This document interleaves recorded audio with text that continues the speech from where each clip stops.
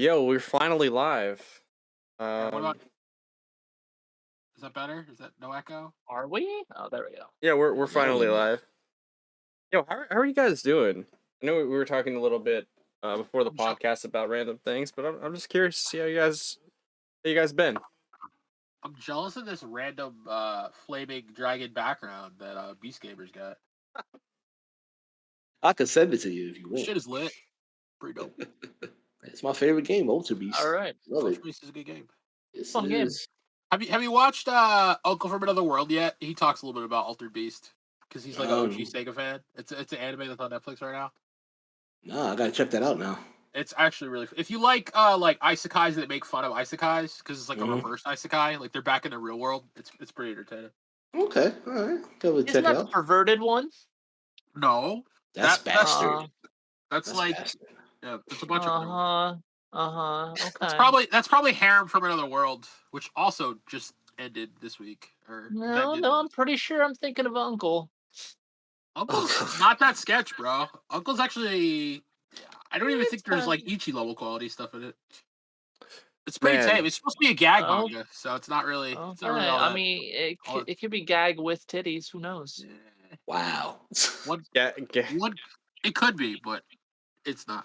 I'm not gonna Anyway, touch that so yeah, Matt, did we have a question of the week? I can't remember if you figured out one or not. Smooth transition, August. Whoa, okay. Good segue. I'm doing pretty good anyway. How are you, Backlog? Speaking of gagging, what horror? Whoa. Oh, whoa. Hey, yo. What? That was not a Sage Jam level segue. No, it definitely wasn't. No. No, Seijan would be ashamed. He is rolling in his grave. I'm Jam Sage. So all right. So yeah. So anyway, yo guys, so the first question of the week here is, what horror movie or game or games do you want to see brought back or rebooted? So when they say horror game, this is horror games, I should say specifically. So just we're getting into the Halloween season. We want to kind of like bring out more spooky discussions, whatever that may be. I'm curious to see what you guys have to say here on this one. Who wants to go first? Yo, since you're our guest here, if you don't mind, sir, and if you have something, would you like to go first? Sure. Fine, I'll go first. I have actually two in mind, video game wise. One being Splatterhouse. Now, I know there was a reboot. Shit. Yeah. Now, I know there was a reboot on the PS3, but it didn't do well at all. It was glitchy as all hell. But if we got the right studio to work on Splatterhouse and make it as gory and gruesome as possible, especially making you the badass that he is, I would be all for it. I would be definitely all for it. And the second one would be, I'm trying to remember, I was talking about it a week ago. You playing as a guy that's in a prison that's haunted. He's like an inmate. Is it Outlast? Oh. No, it's not Outlast. Was it a PS2 game? It was on Xbox and PS2, but it was kind of like Splatterhouse, but you was a murderer. Yep. And then it was doing some janky experiments in a prison, and things go off. What you're talking about? It's gonna. What was that?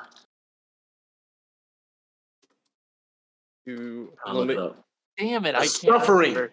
The Suffering. Yeah. It was literally. I'm not even kidding. It was like the fourth. It was like the first thing that popped up was The Suffering. Yeah, The Suffering. It was definitely like Splatterhouse because you can morph into this grotesque thing once you get your rage meter up. Yeah, but it was like a flip script because you're not a good guy at all. You was a bad guy in a prison where they was doing janky Silent Hills type experiments and stuff like that. Yep. Yeah.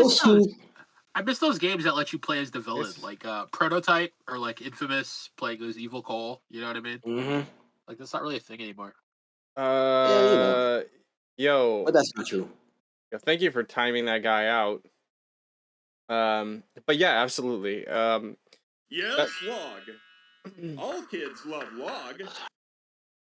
All right, I forgot to mute the letterbox of all things to talk about, but yeah, man, that's actually a really good example. I was thinking of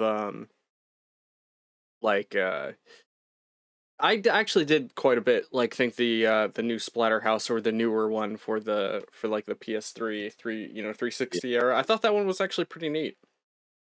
Splatterhouse in general. Apparently, sorry, go ahead. No, Splatterhouse in general is, I think, is actually a really cool yeah. IP. Yeah. But yeah, I still have the PS3 copy of it, and yeah, there was a lot of glitches and stuff. Like, it wasn't finished, pretty much. Yeah. But it had potential to be a great game, but they just dropped the ball for whatever reason and just didn't sell well at all. So I guess I forgot who was the company that worked on it, though. I want to say Namco, but I could be wrong. I know. I think that they had worked on the original. Yeah. And then, well, it seemed like Splatterhouse is it's 2010 game. Wow. Okay. So developers was Bottle Rocket. Ah. So I think I remember them. Oh, they made Rise of Kasai. Oh, yes, I still have that. In Shaolin Showdown on the PS2. Oh. Shaolin Showdown. Oh, good old Shaolin Showdown on the PS2. Gongi Tenpai! That show was lit. I loved Shaolin Showdown, and then it came back and it was horrible. It was weird. That's like when they came back with Biker Mice from Mars and it was this awkward artwork and everything. It was just like, what the hell happened? I never knew it came back. I only watched it. Man, Biker Mice from Mars. I just would say kick it up a notch by saying, what company would y'all want the game to be rebooted by? Splatterhouse? Yeah. Like any of your games, because I know it's like for my games, I would say I don't even know to think about. Like, I guess I would say I have to look up who did another game really quick. I would say Platinum. Platinum would be good because it was Bayonetta and stuff like that. They do know how to give that nice gore and action packness of it. But I'd go with Platinum also because they did Mad World. And I think Splatterhouse in like a Mad World style be fucking fantastic. I'm actually leaning towards Capcom. Capcom? Because if they get the Resident Evil people to team up with the Devil May Cry people, I think it would be dope because the Resident Evil goriness and disgustingness that they can produce and the action-packed engine that they have with Devil May Cry would combine to one to be great for Splatterhouse. Yeah. Because I want that spooky, scary monsters while I'm fighting as well. So, Spooky scary monster. Yeah, I mean that could be an interesting thing. I'm a big fan of Platinum, and I think that they could do like really well with like the gore and an interesting combat system. Of course, it'd probably have like a slow motion dash or but who knows? Like slow motion, yeah, like Witch Time or whatever. Well, have you guys played Mad World? Yes. Yeah. I think that's how they would do kind of like a Splatterhouse is similar to the way they did Mad World. Wasn't that Sega? It was Sega and it was I believe it was Sega and Platinum working together. Okay. Yeah, Platinum were like the actual makers. I think Sega published. Yeah, Sega was the publisher. Yeah, my bad. Yeah. Nah, but you're right. Mad World is a good example. That was a great game, but they should definitely bring that back too. Just saying. Be sick. Let's see. Yeah, controversy and all. I mean, we could eventually get it on the Switch. I mean, they're doing. We could, but it wasn't super popular. It didn't really get like a lot of traction. Yeah, sadly. All right, who's next? I'll go next. Yeah. Okay. Yeah. Quick. Go ahead. It doesn't matter.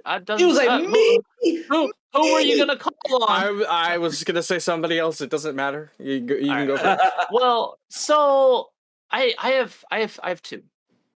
First one is it already seems like it's kind of happening, but Fatal Frame. We haven't gotten an actual like new Fatal Frame for years. We're getting some of these remasters, which gives me hope for like another game coming, but we don't have any information on a possible actual new game rather than just remakes from like the Wii era. Yeah. Because I think that was the last Fatal Frame we got was literally on the Wii. Not gonna lie, I'm a big chicken when it comes to horror games, especially horror games like that. So, that's one of the ones where you have to face your fear too. It's like, oh no, now I gotta take a picture of this. I'm good. I can't get behind a concept where I'm taking a picture and that captures a ghost. But just like that and that other game, Rain or whatever it was called, it was. Ugh. And then another one would be I would love another Clock Tower. Clock Tower would be great. Yeah. Clock Tower is violence. Clock Tower is a fantastic game. It'll scare the shit out of you. Clock Tower 3, such a weird ass game. You ever seen Clock Tower 3? They kind of like went off the rails with Clock Tower, Yeah. and I'd prefer like a return to form with like more of like the horror and like survival type elements rather than, all right, let's just add magic. Yes, yeah, it was weird, man. Some of the choices they made for that game were so strange. Like it almost seemed like a really bad. You didn't know you were like secretly a priestess, and you can just like shoot magic arrows that defeat the bads. You're a magical girl. Yeah. It was really weird. Hey, you time travel and all that is crazy. Yeah, it's fucking wild. Yeah, so I think those would be mine. As for developers, I don't really know. I mean, you could just keep it Capcom. Yeah, Capcom. That's where it is. I think I would stick to Capcom because they got that pedigree with it. Like it should be fine, right? But God, actually, every time I think about the last one we got, I just get sad. Oh, Clock Tower 3. What was? Yeah, Clock Tower 3. I thought that was a big hit. I thought that was a good one. Clock Tower 3. Or am I wrong? I don't think so. Because I don't think it was a big hit. I bet people like played. Like, I mean, I know I played it. Mm-hmm. It was kind of bad.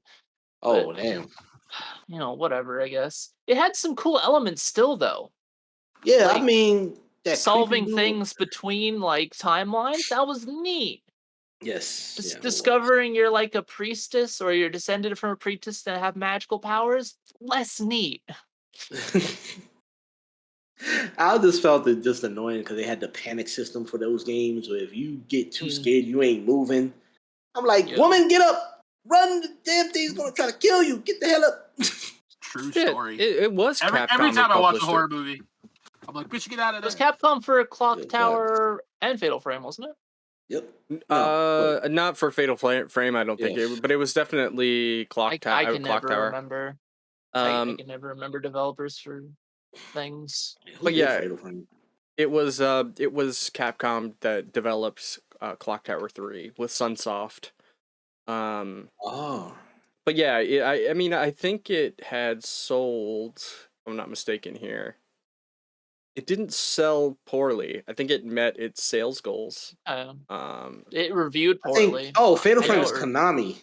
Oh, yeah, it's Konami. That's right. There it is. Okay, that's right. They made a Fatal Frame fucking pachinko machine. Okay, so it actually had it had projected sales of 45,000, and it only hit 1,122,000 were sold. So it was a complete failure. It was like sold like 1/4. Yeah, no, that's a colossal failure. That's why we don't have another one. Yeah, exactly. I mean, not that it's a bad game, but I mean, actually, I'm pretty sure it's kind of a bad game. It honestly seems. It seems like a Kasuge, but it's unlucky.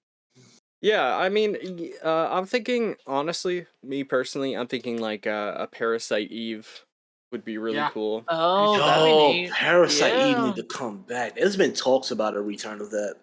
Yeah. What was the last? They're supposed to do a remake. Third Birthday, or the PSP, I think it was the last one. Yeah, that was awful.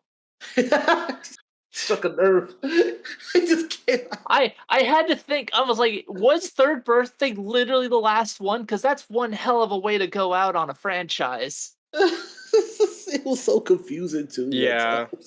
The game was, ugh. The way you said it just reminded me of Attack on Titan Abridged. He was like, "His bread tasted awful." Oh man. But yeah, Third Birthday. Third Birthday was really weird. Even Wooly doesn't like that game, what I remember. Or he bitched about it a little bit. Because they did 2 Parasite Eves on console, and then Third Birthday came out on PSP. That was like years later. When you think about it, like Parasite Eve 2 came out on what system though? Was it PS2? It was Parasite Eve 2 was PS1. Wow. So we waited that long of a gap for a third Parasite Eve game. Yes, it was that's what we got. It was a long time, and we're talking about the sort of like the boom of horror games and Final Fantasy that were coming out. So we had like Resident Evil, you had, Final Fantasy whatever 7 through 9 coming on at the time. And so you got to imagine Capcom's like, I'm sorry, Squaresoft is like, "Oh, look, we got horror games." And it was a 12-year gap. Yeah. Jesus Christ. They were kind of like testing the waters, I guess, and it didn't really work. Yeah, I don't know. Put it on I guess, you could put it on a mobile game, the PSP handheld, and see how it was going to fare, and it didn't fare well. Nope. Oh, Jesus PSP, where some franchises just go to die. That should be a whole other topic for next time. Soul Calibur, is there a Soul Calibur on the PSP, like Broken Destiny or something like that, or is it the Vita? I think there's a PSP one. I think there's one on the PSP. Speaking of Vita, nice. The original Steam Deck. Is it a legal Vita? What do you mean by legal? Like, my man. First of all, software isn't illegal, my man. It's just what you It's just what you do with the software that's illegal. Jailbreaking is literally against. That would be a no. First of all, drugs aren't illegal, man. It's just what you do with the drugs. It's just if you do them. Well, that's not true. Drugs are illegal. Drugs are illegal. You can't argue that fact. But yeah, so the thing is that emulation software is not illegal. You can have emulation software. It's just what you do ROMs, that makes it illegal. Yeah. Those on the other hand. The emulation's kind of a gray area too, though. Like generally, the emulation software is like, oh, if you own this, then you can have the emulation software. As long as you rip it yourself, then it's fine. See, that even that is, I think, is a bunch of phony. I think that's a very gray area. I think a lot of people say that, but they don't actually know. But it's like I'm becoming ripping my shit to put on. Yep, it doesn't matter. You gotta actually prove that though, and whatever. I think there's something against that as well. It's a legal gray. Like what I'm trying to say is not that not that it's right or wrong. I'm saying it's a gray area that you're kind of playing with. Whereas like I would rather just if I knew I was gonna go to court for said thing, possibly I just wouldn't do it at all. But what I'm saying is companies have tried to sue emulator like development teams before, but they have failed because there is nothing wrong with actually building the software. But like, let's say if you have a PS2, but you can't include like the BIOS and stuff like that. I'm talking over me. I'm getting to that. Like, would you just give me a second, dude? Like, finish my damn sentence is like the fourth time. So, so anyway, so like with the PS2, you have the BIOS. Like, it is actually illegal to own that BIOS.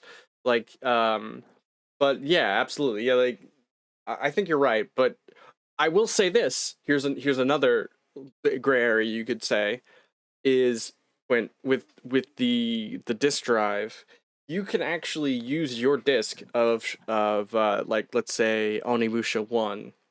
You could put it inside your disk drive, and you could have the emulator run from that disk drive, and then play it on your computer. I mean, I did used to do that with the PlayStation 2 games. I could sometimes put them like literally into my drive, and then I'm like, oh, this just plays better on my computer than it does on the PlayStation 2. How interesting. You know what? I'm not going to sugarcoat that at all. I've been hacking games illegally since the PS1. Yeah, I said it. But ladies and gentlemen, Backlog podcast does not endorse. Ladies and gentlemen, we got him. We got him. No, you ain't got me. I just been. But horror games? What do you guys? What do you guys? Horror games. Horror games, yo. Speaking of which, sometimes legitimately there isn't a way to play some of these games anymore, which I think is actually one of the topics of the podcast we're gonna get to later. But anyway, for me, I was really sad that we didn't get that new Silent Hill PT. or whatever. I want to do Silent Hill in general, so I'll take anything I can get. But PT looked awesome, and it's sad that we're never the gonna hell get out it. of me, man. PT was The best I can do is a Silent Hill pachinko machine. Take it or leave it. I know, right? For real. So that sucks. A new Dino Crisis would be cool. Technically, we get a new Dino Crisis. It's called Exo Primal. Get the fuck out of here. Yeah. Get off the podcast. Yo, it's a fun game. It's a fun game. As a service. It's a fun game. PvE shit out of here. No, it looks fun, but it's not Dino Crisis. I want a single player game. I mean, it's made by Capcom, and it's Dino Dinos, Crisis and it's a also crisis. isn't a horror game. I mean, depends. You got Are you fighting scared words. of dinosaurs? Some people are scared of dinosaurs. You don't know. But yeah, I mean that would be cool. That'd be cool. I'd like a sequel to Alien Isolation, because that's, in my opinion, one of the best horror games of all time. That's a good one. Yeah, that's good. If they could do like a Predator style Alien Isolation, that would be kind of cool. Like just Predator chasing you down in the jungle. I mean, they have that like multiplayer Predator game, but I want like an actual like single player Predator game. Honestly, I mean, that Predator game I feel like you would just be really slaughtered good. instantly in a Predator game like that. but I mean, he only goes after warriors, so I could see the concept actually working. Yeah, but it would just become a Predator hunting grounds. It would just become that eventually. I mean, it's not. It probably would. Yeah, like you would find like guns and stuff, and you would end up just like fighting the Predator. And that's not how Alien Isolation plays out, you know? Nah. Yeah, but, that's more. Yeah, Predator would be more action packed than anything. Yeah. But I mean, I'm sure that there's ways they could think of making it a little bit more horror-y. But yeah, I mean, like take any famous horror movie and actually make a single player game out of it. Like I'd love to like fight against like Freddy or Jason or whatever. Like there's games for that, but an actual game and not Dead by Daylight. Scary Terry. But, have you played the NES classic Friday the 13th? I haven't. What about the God, that game was horrible. Oh, first of all, I always choose violence. My mama surprised me one day with a new video game on that Friday for the weekend. I was so ecstatic. No. And she brought me, Was it the ET game? I may be that old, but I never had that. So, but she gave me Friday the 13th, and I looked at her like, I still sleep with a nightlight. Why would you give me this? Mm-hmm. What the fuck? That's savage. Don't worry, there were no horror elements in it. So. The gameplay could be horrific, sir. True. That's facts. Yeah. That game was trash. Oh my god. It was pretty damn bad. And I thought Simon's Quest was bad. That was horrible. Yeah. What about we'll actually have. August, did you have any other games here? Because I know we'll kind of skip right over you. That was about it. I mean, Resident Evils are kind of good. I'd like some spin-off stories. I would have loved if they had done like Code Veronica. A lot of people want Code Veronica back, actually.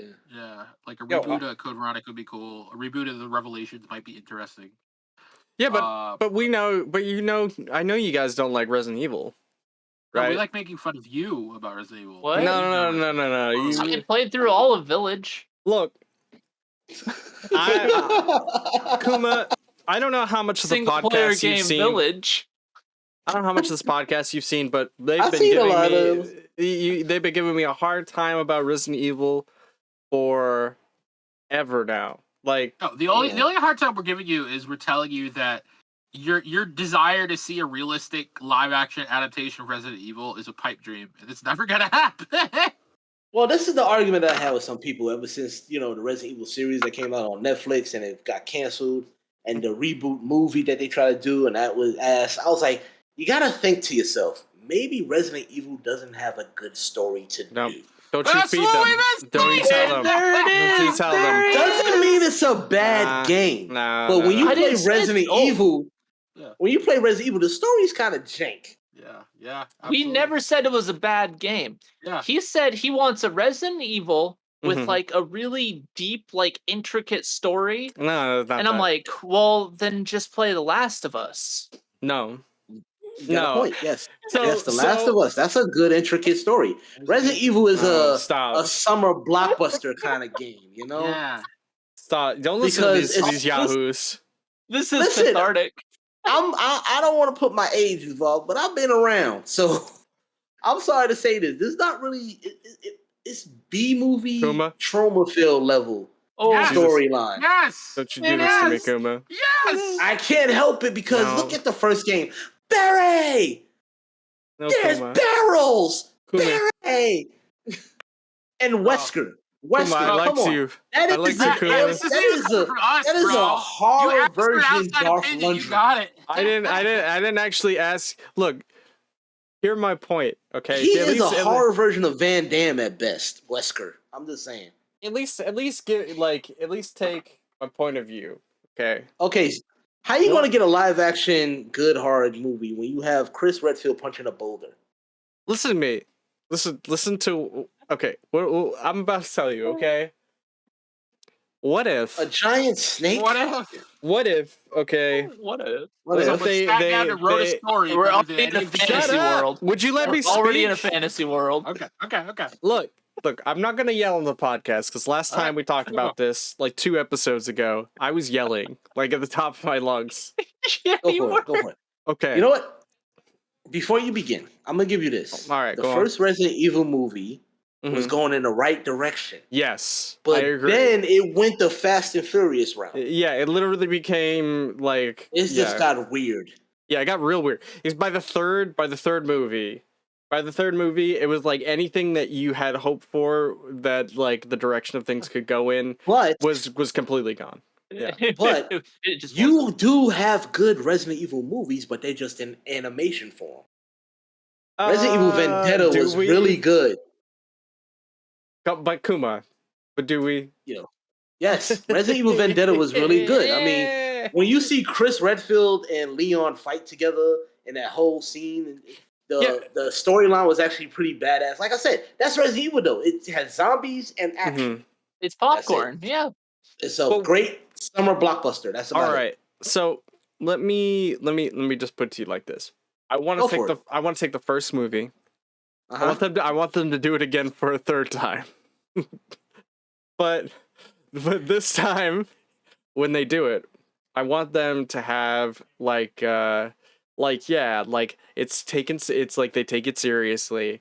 They have like, you know, more, they develop characters' interpersonal relationships with each other. When the horror moments happen, they're actually fucking legitimately scary. They're not camp, right?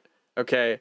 Like I think that, like, okay, they're legitimately scary, they're not camp.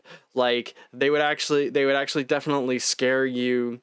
It's not necessarily gonna be straight combat like, you know, like the game would be, right? Like maybe like they have the horror of like, well, you know, you have like certain amount of bullets. It's like it has like thriller, you know, horror thriller aspects to it. You know what I'm saying? Like, And I don't think you want a Resident Evil game. I mean, do. Resident Evil movie. I don't think you do. Last of shut up. Us. I heard you before. Damn it! Just like I do want a Resident Evil game, but I want to see them take this angle from it. You know what I'm saying? Like I want like, okay, look at Resident Evil 2 remake. Okay. That game is actually scary. I think that game is legit. I loved it because it's terrifying. Actually, and then the reason being is that they don't necessarily take themselves too seriously, but they take themselves seriously enough when it comes to danger, right? No, I agree, because even Resident Evil 4 has what you're asking for. Right. If they did that as a movie, I could see that being horrific and scary as well.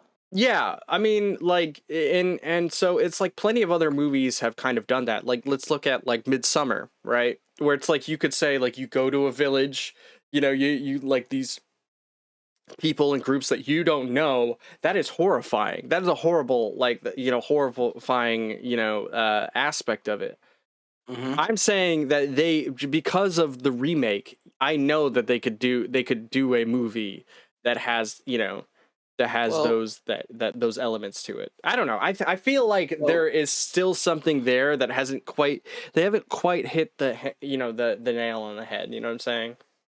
Well, there's always room to expand in Resident Evil, right? Like it's a super basic concept. Yeah, that they you can't could get go right. a lot of direction. Yeah, you're right. What we can all agree on is that just be glad Yui Ball hasn't made it. Yeah, that's what I'm saying. The first problem is you had that guy make all those movies.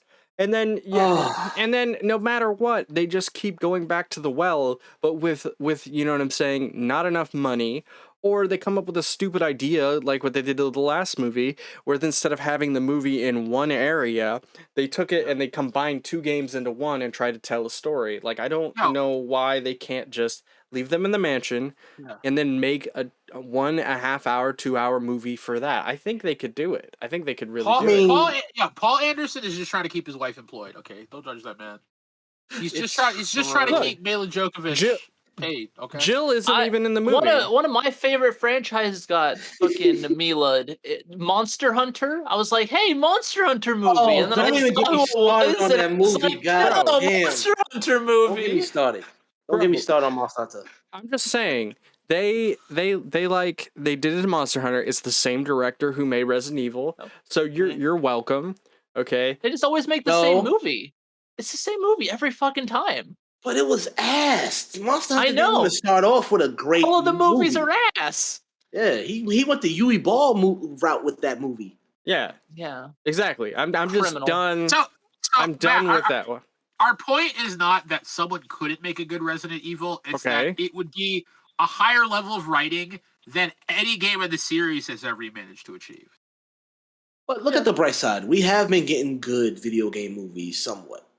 And I still will fight down this hill.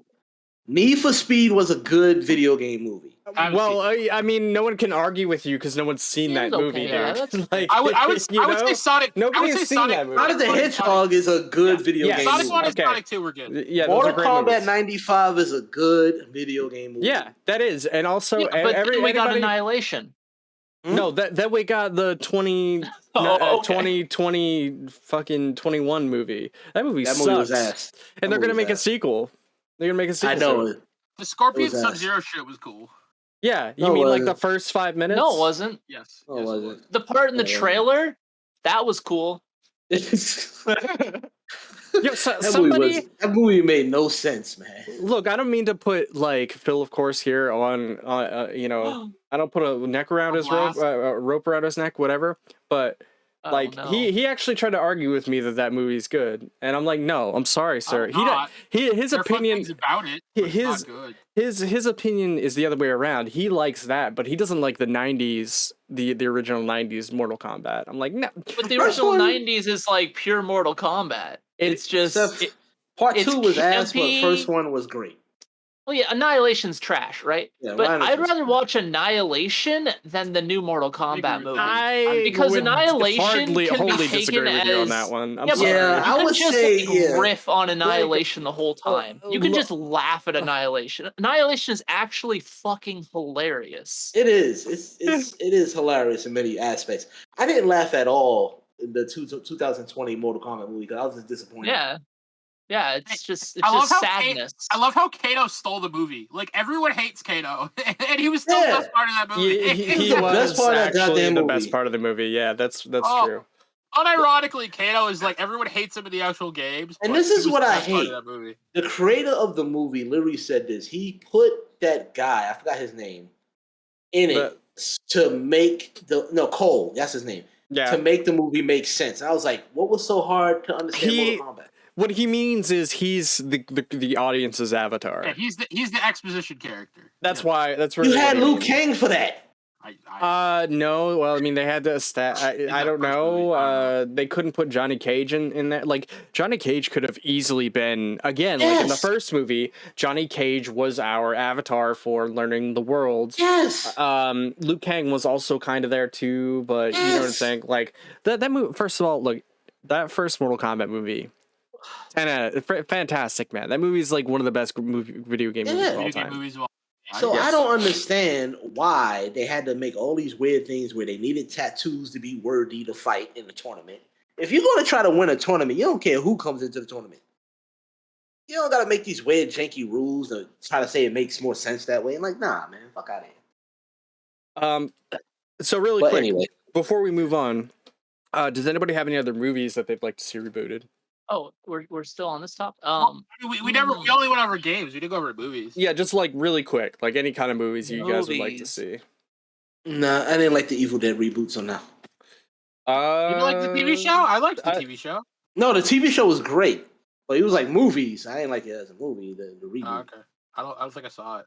Oh, by the way, I also want to point out the fact that the guy who directed the first Mortal Kombat movie also directed the Resident Evil movies. I just want to point that out. Like, ironically. Yes, I know, but that was in his early ages when he had a better brain.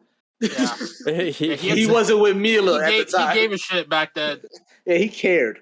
When Mila hadn't poisoned the well yet. Yeah. I can't really think of any horror movies that I'd want. He also made Dead or Alive. Oh my god, he made Dead or Alive. That wasn't a bad movie because did he make Tekken? Yes, there's 2 Tekken movies. Oh, thank God. There's a KOF movies. Oh yeah, those are all shit. Yeah. Tekken movies. Nah, Dead or Alive wasn't bad actually. Dead or Alive wasn't bad because the simple fact is that there was no real story to Dead or Alive in the first place. So. Look, that's right. He was also exclusive producer on Welcome to Raccoon City. What do you know? Oh my god, he was a part of that too. Whoa! Yeah. Whoa! What a filmography! What a filmography for this guy. He actually, he has a lot of shit movies. But actually, you know what's funny, August, is he directed Event Horizon. I mean, Event Horizon's a classic. That's a classic. Talent. Every dog has his day, I guess. That's pre-Miller, all right? So he got a pre-brain damage. Yeah. She stole his games, bro. Look at Cliffy B. He did a great job with Gears of War, but now he's just like weird. Yeah, who knows what he's doing? Exactly. But any horror movies you guys want to see rebooted really quick, just so you want to list them off, and then we can move on to our next subject. I would say The Gate. The Gate. I don't know if I've ever seen that movie. That's way in the late 80s, early 90s. Was a kid Stephen Dorff. Kind of messed up movie. It was during that time where people thought that metal music had a satanic message in it. So they opened up a gateway to hell in their backyard, and things just go all wrong in the cul-de-sac. I think I've seen that. Yeah. There's a couple dumb thrillers I'd like to see a new version of, like The Cube. I love. Oh man, The Cube! I haven't seen that movie since it came out, like as a kid on VHS, dude. I'd love to see another one of those. I'd love to see some more, like anything by John Carpenter. This shit was amazing. To be fair, a lot of his stuff has been remade, and it did not work out. Yep. That's what I'm saying. Like, I'd like to see a successful version of it. Not Big Trouble in Little China, though. That you know what? I might want to see. I don't actually. That's not true. Yo, Lassie Boy, thank you for the subscription and follow, man. I didn't actually. I don't think I pointed you out. Oh yeah, a minute ago. Yo, what's up, Lassie Boy? How you doing, man? Big Trouble in Little China is a gem. It's not really a horror movie, but it is a gem. It got some elements. Yeah, but that demon thing, whatever it was called. Yeah.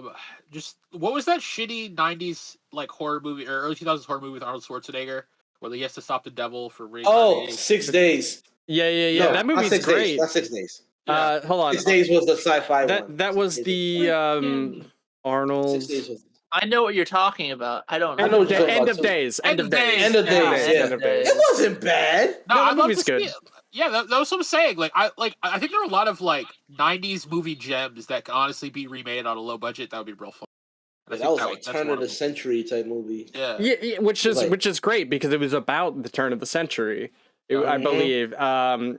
Remember 13 Ghosts? 13 Ghosts was a gem. Oh, that's a remake. That's a remake though. I know, but the remake was really good. The one with like Matthew Lillard. Creepy as hell, man. Was it Tony Shalhoub? I can't remember who. Yeah, Tony Shalhoub. Old Monk Man from who's actually Old Monk Man. He's actually from Maine, by the way. I don't know if you guys know that. Oh, that movie was creepy. Yeah, he went to USM. Cool. Nice. Which is I don't know if you know this, Kuma, but that's from me and August neck of the woods. Yeah, we're from that town. Which is why I have an orange hat. I am a lumberjack. It's in his DNA. I was never school oriented, so yeah, I wouldn't know any of that. But there's a lot of like just good movies that came out in the 80s and 90s that I'd love to see come back. Like I'd love to see a new Wishmaster. Oh, Christine, that would be dope. Yeah. Well, if we're just talking movies, I'd love to see a new Monster Squad.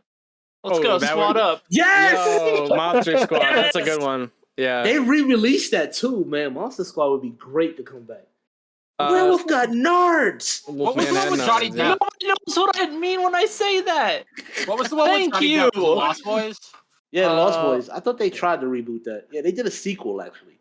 Lost Boys? Wasn't that great? Yeah, they did a sequel to Lost Boys. Yeah. It was like after what's his name passed away, they did a sequel. River Phoenix or something like that. No.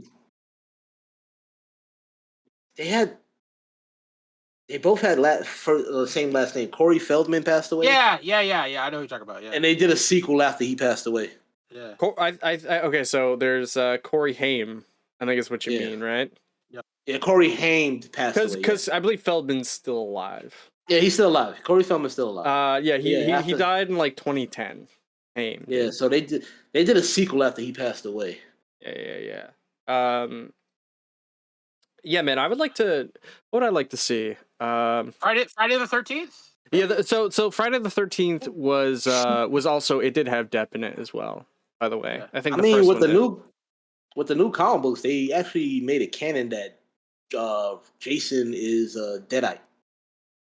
That's great because I mean I know that in the like I think it was like is it Jason 8 I think he they had the Necronomicon in there, which was like I think one of the only movies that like I think it was like during a change of hands with the with the series, like who owned the series. So they were like, they wanted to make Freddy versus Jason versus Ash. They wanted to make that movie. In the 90s, which would have been peak moment to do that. And I guess they were just about to do it, and it just never came through. They had like disagreements or something like that. Yeah, some kind of disagreements. But anyway, yeah, man. Yo, did anybody happen to watch Gundam, Mobile Suit Gundam, Witch from Mercury? Because I think that's something we wanted to get through. Yo, Quinn, why don't you take this one, man? Why don't you talk about it? Why don't I take this one? Why don't you talk about it? Because we've been this is a whole week in the making. 2 weeks in the making. It has been like 2 weeks in the making. But so we're finally getting a new Gundam, and this Gundam, it's different. We're actually going to have a female protagonist, which is a series first. Right.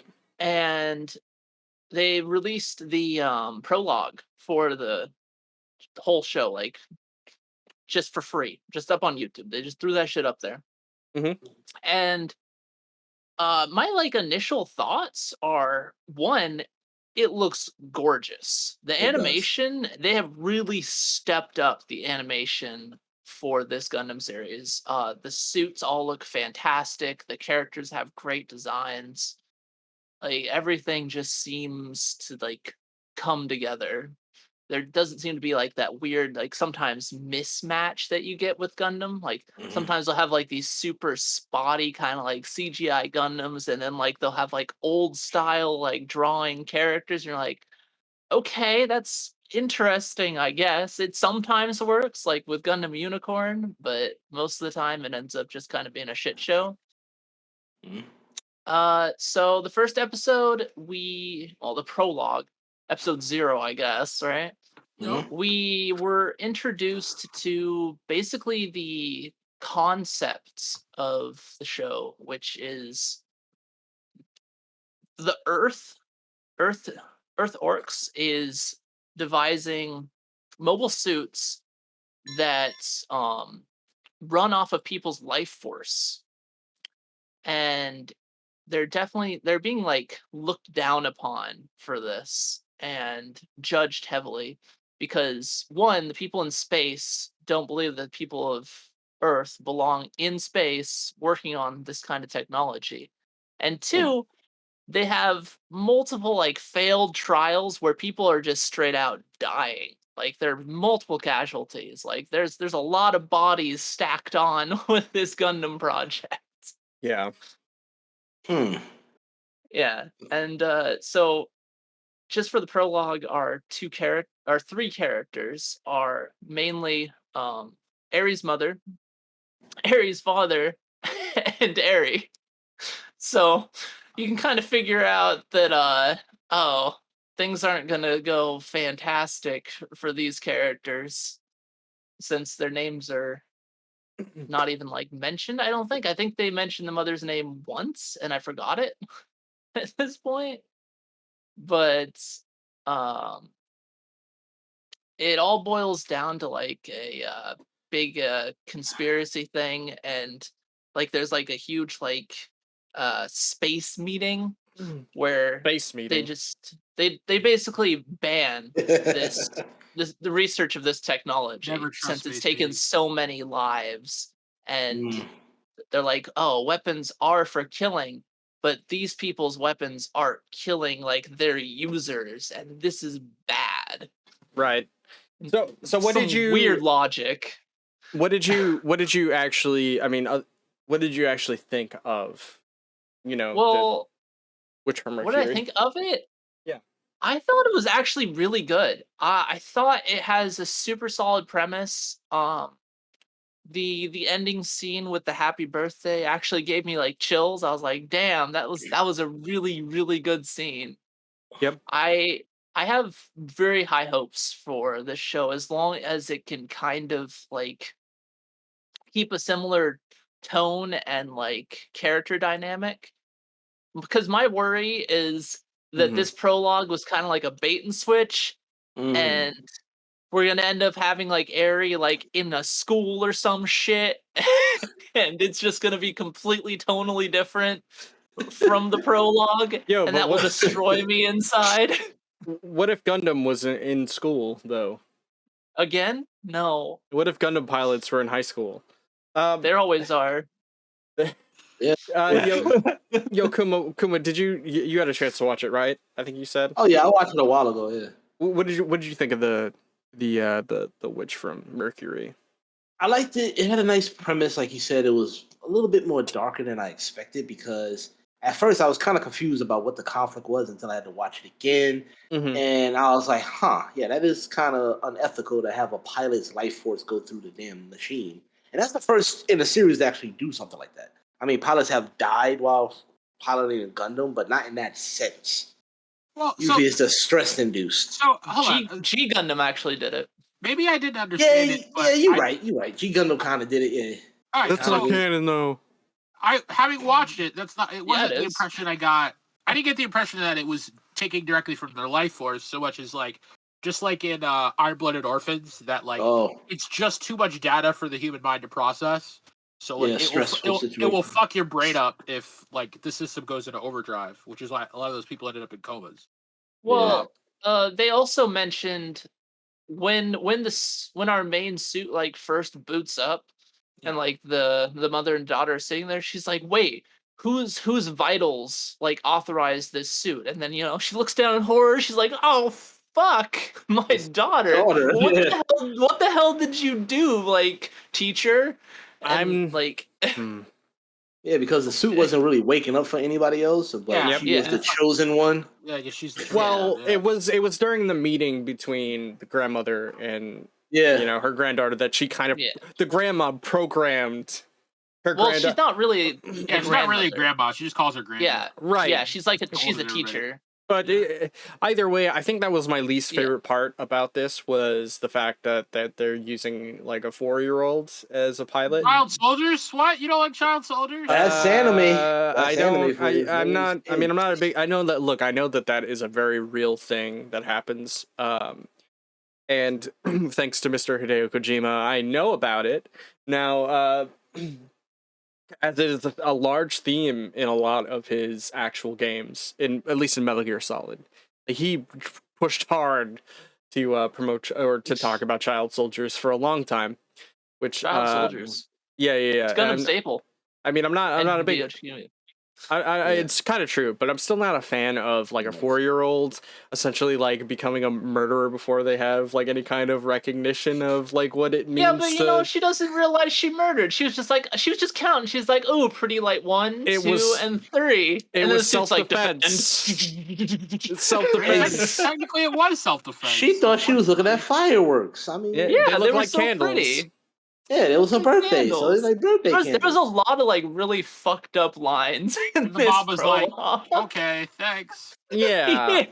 I'm not a big fan of the teacher for doing that. I'm not a big fan of like her being a child soldier. Yeah. I mean, I think that the Gundam itself is cool, but it seems like she is gonna wind up being like the. And then again, it kind of implies like, well, is this child, if the Gundam takes damage, is she gonna take damage as well, or is she some kind of like special case? I mean, because I doubt that they'll. She's probably gonna take damage. I mean, have you guys not seen Iron Blooded Orphans? Like Iron Blooded Orphans is super about. Look, I don't want to talk about Biscuit, all right, man. That still hurts.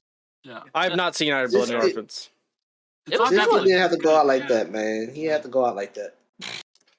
Quite a few characters went out like bitches in Iron Blooded Orphans. He didn't go out like no bitch. What's up, Breezes? How you doing, man? I'm just kidding. What's wrong? But anyway, I mean, I think child soldiers are a big theme in the Gundam universe, so it's kind of par for the course. But so this prologue, we've seen promotion material for Witch from Mercury, and this prologue takes place like 10 years before the main series starts, roughly. Oh wow! Oh, so she's only 14. Yeah. All right, whatever. Yeah, I'm fine with it now. She's gonna be 14 cool. in the show. She's gonna be like 14 or so. You had the right feelings though, but that's what my writing teacher would say. If you have somebody feel the compassion that you just did, worried about a 4-year-old girl and being mad at the person that's calling herself grandmother, they succeeded. Yeah. Because technically speaking, that's still the same thing. That she is 4 years old, starting off with this combat. Yep. Yeah. So it's still it also kind of showed bad. that the grandmother would go to any lengths to like progress her technology. Like they kind of paint her as like a good character until like she hooks up the child and we learned like how the suits work and we're like, whoa, that was actually super fucked up. Why would she do that? Yeah, because we learned that she's actually a scientist that just worried about her machine. She's kind of crazy. Yes. And I mean, I don't know what it was, but there was also like a little bit of imagery there, and I don't know if it was intentional or not, of like her being attached to the Gundam as like an umbilical cord type deal of like there's like a vital connection. Yeah, it like goes to like your brain or some shit. It's weird. It was like some intentional. It was some intentional imagery. But I don't think, I don't know, like. I honestly don't think that these people are the good guys. I don't. I mean, and the people that at least the little girl were working for. That's kind of the whole point of Gundam, or at least a lot of the later Gundams, is that no side is explicitly good. It's just what they're after. Because even in Gundam Wing, even in Gundam Wing, technically those guys were terrorists, as they consider like the popular Gundams that everybody was enjoying. They was like technically the terrorists. Well, like in Gundam Wing, they were basically raised to be soldiers, raised to kill, raised to follow any order.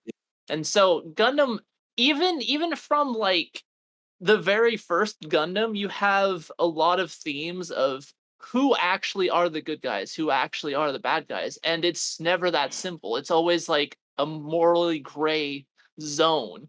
Because people are doing fucked up shit on this side, and then you see people do fucked up shit on the side, and you're just like, oh, okay, both parties are actually just kind of shit. Yeah. It's just like you gotta choose a side. Mostly how it works, especially in the US, whatever Gundam looks cooler, that's the side you're gonna be on. Exactly, yeah. Oh, hail Xeon. Oh no. No, man. No. That is not gonna bode well.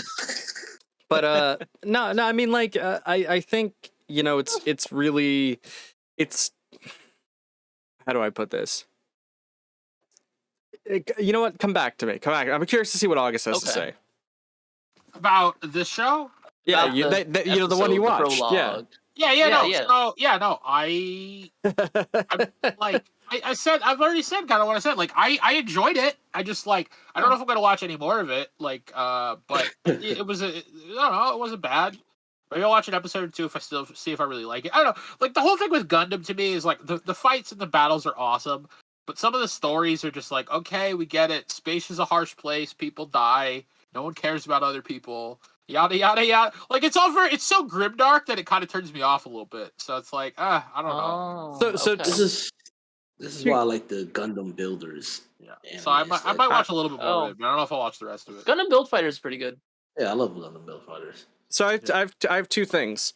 One, I think the little girl is actually created in a lab. I don't think she's. I think so too. Yeah, I think she's gonna wind up being. Hey, heavy arms. Heavy arms. That's what I'm currently building. He's missing his legs. You're getting there. You're getting there. I think she was built in a lab. Because she seemed to be like a natural when it came to being inside the pilot suit or the cockpit. And I also think it's interesting that this is supposedly universal century, and now instead of having multiple colonies, we have one giant space versus Earth now. That's what they're going with. Because they call it the Spatians. I want to piggyback off of your thing. Mm-hmm. I also think that she's not like a legitimate just child. I think she's been experimented on. Yeah. And maybe not grown in a lab or anything, but very possibly like she has been enhanced as like a human, because the professor's entire like thing was making humans better for space. And so I think that Eri is like her like final kind of design philosophy for like a space human, which is probably why she's called grandma, or exactly, and why they like why people are so comfortable letting a 4-year-old around the Gundams, or why was there no other children there, why, you know what I mean, like all other questions I have, I also think her vitals were already registered. Exactly. Well, I mean, she did register. The assumption is that grandma / teacher, whatever, had registered them while waiting for, while keeping her safe inside the mobile suit. But also my question is, well, if this is this the assumption that this is the next level in terms of piloting a Gundam, opposed to being a new type, a new type, which was supposed to be, what human evolution was to live in space, to, you know what I mean, but I mean, I don't, which I'm assuming new types are it's part of like human evolution and or also to live in space. But anyway, man, I thought this was a really interesting and great first episode. I definitely want to see more. Yeah, for sure. I want to see where it's gonna go. Yeah, indeed. It gives me high hopes, like really high hopes. I think this might be like one of the best opening episodes for a Gundam show that I've ever watched, to be brutally honest. Like, I think so too. All the themes are on point, all the characters are on point. Like, they even got me to like some of the characters in like 5 minutes of screen time to kill them off. I'm like, fuck you guys. Especially the fall of that. That was a tough way to go, but still sad. I was like, Jesus. Yeah. Well, like the enemies are like, cut them communication. Oh, we can't. Oh, okay, we just have to listen to this morbid ass shit. All right, fine. This is gonna haunt me for the rest of my days. Yeah. I mean, I think it's great. I don't think I didn't feel too emotionally attached to anybody like they wanted me to, but I will say one thing. I was reading the comments of this YouTube video, and I would say that the one thing that I picked up out of it, and I thought was really interesting, and I think it's very true, is what this Gundam show does better than most Gundam shows, is that it shows you and not tells you. And which is why what a big problem Gundam has is it loves to tell you about its politics, and which is something that nobody really liked. I mean, a lot of people don't like about it. I mean, some people do. Some people are probably purists or whatever. But this show gives you a lot of information. You could probably watch it like 2 or 3 times and you could pick up like a little bit more each time. I know I had to, like, I watched it the first time and then I had to go back through it and scrape. And so I would be surprised if you were like half watching it, you would miss a lot. Like a lot. A lot was told just through expressions. Yes, a lot. Like reactions from characters to events. You're like, oh, wait, that's kind of messed up then, huh?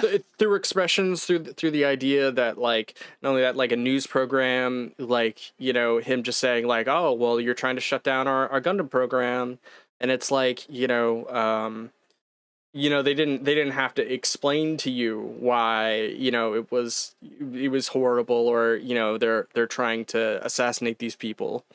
It was like it wasn't like there was no political rant about things. Not yet, but hey, there's still time for political rants. Other than Gundam's bad, these Earthians don't belong in space.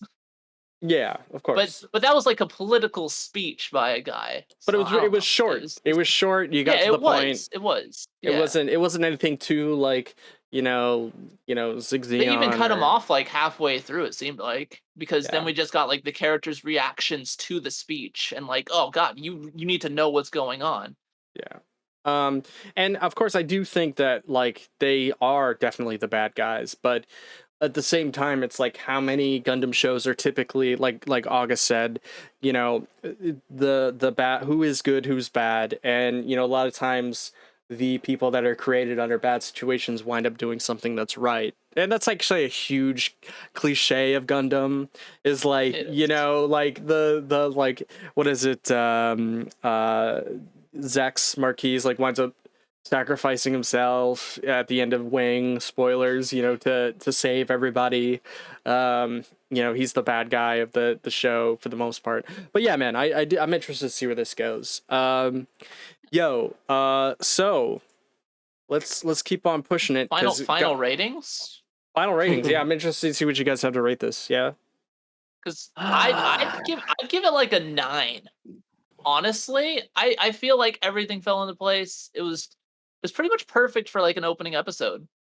Yeah, I'll give it 9 plasma swords. 9 plasma swords out of 10.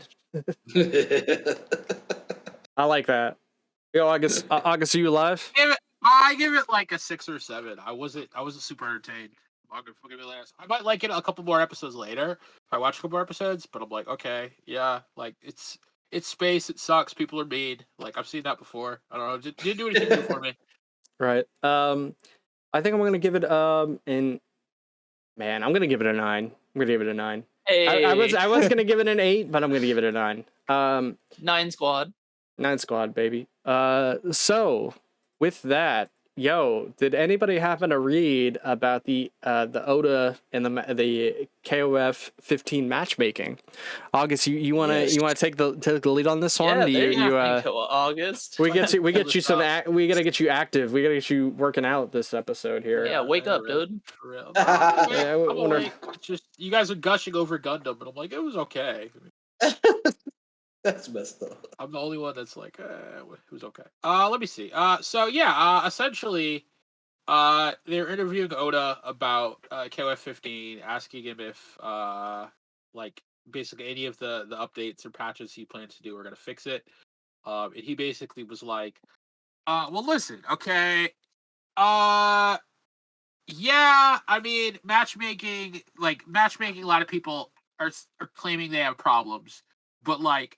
He was basically like, for what I am, our internet works fine in Japan. So, oh my god. What's that noise? What's that? I don't know. What is that noise? Like a helicopter. Or a plane or something. Hold on. A plane? A helicopter? Yeah, I don't know. It's off now. Hold on, it's gone now. Was it me? I don't know. I didn't know where it came from. Is that any better? Did it go away? I don't hear it anymore. Okay. Anyway, go on. But yeah, so essentially he basically came to the opinion that like, yeah, like we acknowledge that people are complaining, but since we don't have any data on their problems, we'll just do what we can. And it's like, bruh, I mean, clearly the internet in Japan works different from the internet outside. Like you have to like send some testers over or like, find out what's going wrong in these other countries and why they're having such a bad online experience. It like he definitely took the very like it's good on my end approach, which I think is bullshit in 2022. Because if your game can't be enjoyed by a lot of people that bought it, it's gonna make it for a dead game a lot quicker. It's working great in Japan. Yeah, right. Isn't that the entire problem with online with most fighting games? I mean, it's basically I mean, that's why it's taken them so long to adopt rollback in general. So yeah, I mean, it was a pretty frustrating answer for him being like, oh yeah, well we can't see the problem, so I mean we can't really do anything about it. And it's like, bruh, I mean, like in 2022, how hard would it be to like send out a little patch that was like record your error and like like fucking every time my Microsoft Windows does like a crash dump, it's like, do you want to send it to Microsoft? I always click no because I hate fucking Microsoft. But if I did it, I would send them the crash dump info. And that's kind of my point. It's like, why can't that exist for games in 2022? Just very disappointed, especially that attitude, because like now we live in an era where like you're not always going to be able to gather together in person places to play games. So online needs to be able to work. In fact, I'm actually kind of sad that a lot of the online. Hold on, I'm getting like an echo too. Shit. Yeah, they. You have a fan on where you are, August? I don't have anything on. I just have my microphone on my headset. Let me mute my mic and see if it's me. Hold on.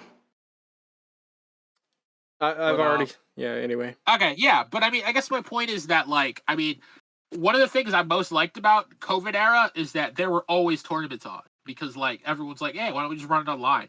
And suddenly you had these big tournaments out of nowhere, where before all you had was these like tiny local, and it was awesome.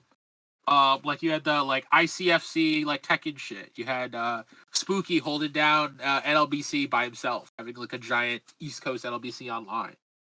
You had WNF online. Like all of that shit was awesome. I mean, COVID sucked, but just being able to like pop in and have like 3 big fighting game tournaments every week, just because people were coming in from everywhere, that was sick. And I mean, we can't have that if the games don't play well online. So I mean, like the way he was talking about it, he made it sound like the online isn't really a priority. And I'm like, if it's not a priority, then that means your game's going to die that much faster. Like it needs to be a priority to keep the game alive in this day and age. So I was pretty disappointed. Like I like, granted, I think the crossplay will fix it, but I mean, I don't know. Matt, you actually play KOF matchmaking like in America, so you probably know. But like from what I've heard, like it's not that great. You have to wait a while for a match, and there should be ways to find that data and find out why. You know.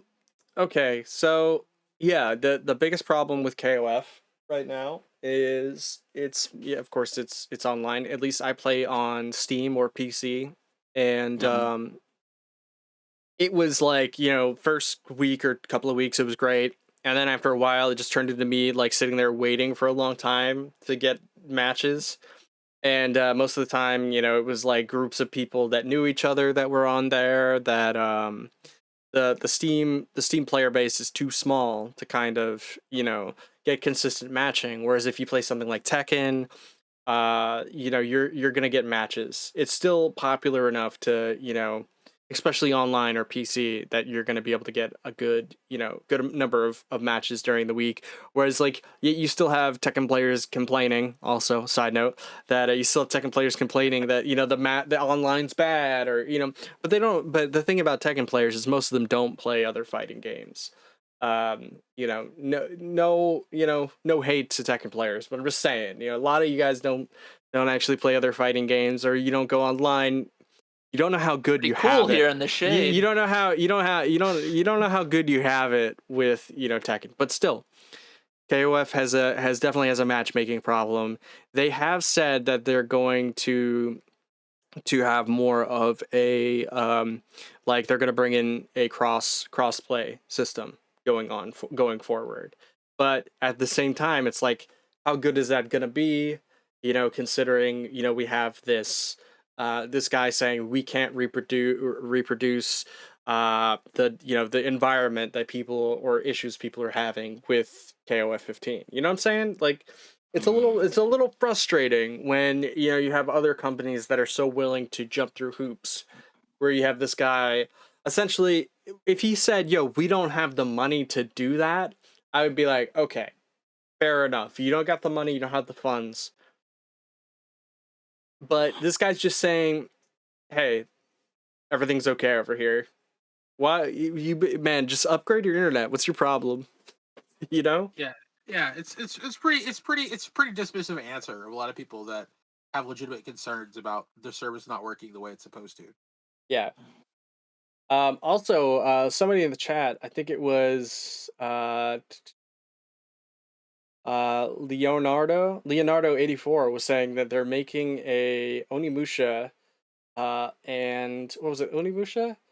Are you interested? Onimusha and Near Auto Tomatoes anime series coming next year. I did hear about that. Yeah. Which is, I have not heard about that. I hadn't either, but I think we'll definitely be covering that when it comes out. Yeah, I'm looking forward to it. Yeah, probably. I'm looking forward to it. I love Onimusha. I'm a big Onimusha guy. Yeah, so. Onimusha's fun. Yeah, and I would like to find out more about what Nier's story is. Like, if there's a story there. There's a lot of stories. There's a lot of stories. Yeah, I mean...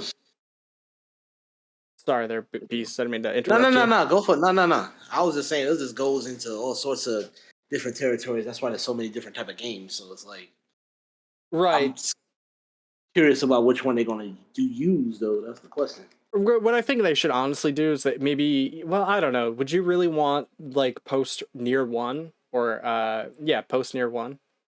I mean, I like Nier 1. I'd be interested. But we're also talking about two very different tonality-wise, two different, types of shows that could come out of that. So you're right. I'd be interested to see how they stick the landing. But yeah, man. Did anybody have anything else to say about the matchmaking problem in KOF15? Does anybody have any experience with this? I just felt it was very bold that he would. Because honestly, I'll say it right now. I didn't play King of Fighters 15 yet. But after reading that thing, I think I'm going to just pass on it. Because I don't know what you're trying to do here. Like, you want your game to succeed or not? Yeah. Yeah, agreed. It still has... Still has seasons to come. Anyway, yeah, it still has other game, like, passes, other seasons to come of KOF. Who knows how many, but still. Yeah, because I feel like if you won't support it, if you won't support it properly, why should we support it? Exactly. It's a lot of money to be buying these games, and you're just saying, well, I don't know. You can't have that kind of... buy our new DLC. Yeah, buy our DLC. Because I kind of felt that way with Samurai Showdown, and I felt like it had a lot of potential to be better, but I was just like, it felt... Well, we're at least getting rollback from it, but yeah. Sam Show is actually a really fun game, and I'm probably going to pick it up once the rollback kicks in. I'm just waiting for crossplay for Strive. That's fair too. I mean, Strive's going to basically become immortal once crossplay hits it, so... Yes. That's all I got to say about that. I'm just like, these developers need to really think before they say something towards the public. They need to respect their player base more. True that. That's another thing. They definitely do. I mean, it's 2022. Like, how hard is it to actually, like, send out a patch that's like, it lets you, if something doesn't work, it lets you kind of compile data on it and just send it, Yeah. But we also have to respect them more. It's a two-way street. Yeah, it is a two-way street. So I'm going to play devil's advocate. I'm going to say, who's actually properly telling the devs that there's a problem? No one. Because that is also another issue where a lot of people don't address the issues properly. Yeah, they just bitch about things on Twitter. Yeah, they'll go on Twitter or some social media and blast it up like they actually been complaining about this to the devs personally and not getting an answer. They'll just go straight there and be like, yeah, they're not doing this and that. I'm like, did you talk to them? You send a message to them first? Like, no, but still, I'm mad. I'm like, well, then you're not going to get any results. Kuma with the real questions. There definitely does need to be a better way to provide constructive feedback to game devs in this day and age. There is. I mean, what that is. No, there is, because half of these game devs are on Twitter as well. You can send them a message. They actually open once in a while, but with all the other feedback from the horrible player base, I can see why they close up their messages. Yeah. Also true. Yeah, so it's like they have we can get toxic. We can get hella toxic. Toxic is an understatement. We're sending in death threats and shit. Fix your goddamn matchmaking or I'll destroy the whole company. Private parts being sent to the damn devs and stuff like that. Yeah, like, right? Jesus Christ. That was a new one for me. I was like, y'all sending that? Like, what the fuck is going on? We just blame Michael Murray on the Tekken end. Yeah, but that's not fair either. He made one stupid, comment, and then that's what everyone focuses on now. Yeah, it's like, you're holding on to something that's just like, whatever. To be fair, this could just be a stupid comment. Like, this could, I mean, you never know. It could just be something. That's fair. somebody said in passing, and now like for example, Kuma's he's not going to be playing KOF, right? Like it's not until I see something. Yeah, I'm not either. I'm not, because video games are a big investment and it costs us a lot of money, especially with the DLC, season passes, or whatever. Especially fighting games. Fighting games are notorious for costing way too damn much. Yeah, so I'm gonna see where these devs are gonna go first before I invest my money into their product, because Tekken, Guilty Gear, they so far been doing a great job. Yeah, absolutely. Street Fighter's turned it around. Street Fighter 5 turned it around actually, and Street Fighter 6 is looking phenomenal. So can't wait for that. But it's looking degenerate as shit, but it's looking really good. For a long time now, and I talked about this before, that a lot of developers don't pull out demos, But now that seems to be coming back again, and that gives me more faith in the company. Yeah. Gives me more faith in the company. Before, we was just like, a game would come out and we had a hit or miss. And we can't get a refund unless you're on Steam or something like that, but either before that, we couldn't get a refund. So we bought a game, we had to take the L. And people got tired of that. Steam's kind of locked down their refund. It's like, okay, have you played it for 2 hours, though? Well, they say if you did play 2 hours, that's what I'm saying, You play it for 2 hours here, you can't get a refund. But still, there's a refund there. Yeah. Well, before Steam was pretty damn lax. Like, you could have a game for 5 days and play 10 hours. Like, man, this game just kind of sucks. You're like, Steam, can I have my money back? Yeah, I'll give a store credit or something like that. But oftentimes they'll just do it. They're like, yeah, whatever. Exactly. But, a lot of developers are starting to be more confident in their games and giving us betas and more demos now. So I'm feeling more safe a little bit. Yo, guys. Well, that's because they've probably seen in this age, what a shit show it becomes when you release a game unfinished. As much as I want to keep this going, guys, we gotta keep pushing so we can cover a few more topics before the podcast. My bad. It's all good. So did anybody see really quick that KOF 13? Speaking of KOF, the 2D sprites took 16 months to make per character. Character. That's crazy. This is why there's crazy detailed, so I could see why, but we still get other sprite-based games. But we're never getting another sprite-based KOF, probably just because of that, though. Yes. I mean, that was without the help of AI or some other shit. Hand done, no, it's not happening anymore. No. So that's to be expected. I don't know. So we're talking about 500 frames per character. At a quadruple resolution, because it took estimated a year and 4 months to complete. But yeah, man, this is exactly why we're never gonna get another KOF 13 unless they reuse those sprites, man. Yeah, I don't think it's ever gonna happen. I think 15 still looks really pretty, so I don't know. Yeah, 15 looks good, so I don't know why they would have to go backwards. Just a lot of people like to bitch about the 3D. They don't like the 3D look. Although I think 3D is looking better every day. Especially with what Arctis is doing. I mean, they could go cell shaded route, because that's another great art style. Yeah, also true. Breezels. KOF 13 is one of the most beautiful sprite-based games. Or they could do do what Arc System Works does. I mean, they got the anime style locked down for their fighting games. It's very true. I would be shocked to see, honestly, what I think they're going to do is, I don't know if you heard this, Kuma, is that they're going to be re-releasing Garou. They're going to be making Garou 2. Yes, I am so happy. Garou 2 is going to be fantastic, and I'm excited to see what they wind up doing with that. But I think, personally, I think that they're going to go back to doing sprite-based work. No. SNK. You think so for Garou 2? For whatever reason. SNK watches this podcast. Listen to me. Yeah, listen, SNK, please. Talk to the guys at Arc System Works. Get their animation team and make Garou. That's all I need y'all to do. I mean, the Blaze Blue guys aren't doing anything anymore, so... Exactly. Get the Blaze Blue guys. That's still Arc. Well, Mori just left, so they're super not doing anything. Yeah, that's why I said they're not doing anything right now. Give us that anime style for Garou. That'll be Blaze Blue's actually dead, so they got a bunch of free time. Good, fuck that game. Ouch. Damn.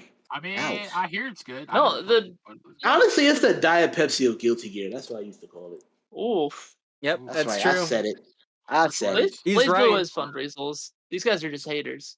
Nah, man. not a hater. Not a hater. I just look. I don't like Ragna the bad guy. He's Okay. You mean? Ragnar the Edgelord? Soul Ragna. Or devil-looking Potemkin with the magnets. Yeah, I'm not a big fan of what is it? Yeah, Ragna Ragna the bad guy, Soul the Blood Edge, whatever. Yeah. I'm not a big fan of that, and it was all because, they couldn't make Guilty Gear games at the time. So they were like, "Yo, we need to make a Guilty Gear like game." And so they started making that. And it wasn't the same. But anywho, yeah, man, I'm super excited to see what they do. I would love to see these sprites come back. Do you have anything else they want to touch upon with the KOF13 sprites here before we move on? All right, so games as a service. I think this is a big thing. I didn't quite pick this subject because I don't really know a whole lot about it. So I don't know if you guys who wants to take this one. Or who had picked this topic? Well, August picked this one. August fought for this one, so give us a breakdown. Give us a breakdown. I'll admit, I got a little lazy. I didn't finish the video, but the whole idea is basically you fucking dickhead. The whole idea is basically that games as a service is incompatible with games as art. And I 100% agree. Even further, in that it's games as a service is wholly incompatible with games as art able to be preserved. Because if you think about it, most of these games, especially that are server side, you know what I mean? Like once they pack up shop, that's it. You're not playing them again. Even if they have single player modes, you know what I mean?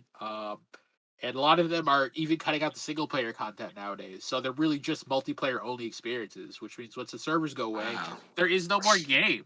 Oh, right. And that sucks. Yeah. Some games, I feel like games are a form of art, just like a movie, just like any other thing. And the fact that some of them are just disappearing just because they started online and ended online is kind of a tragedy.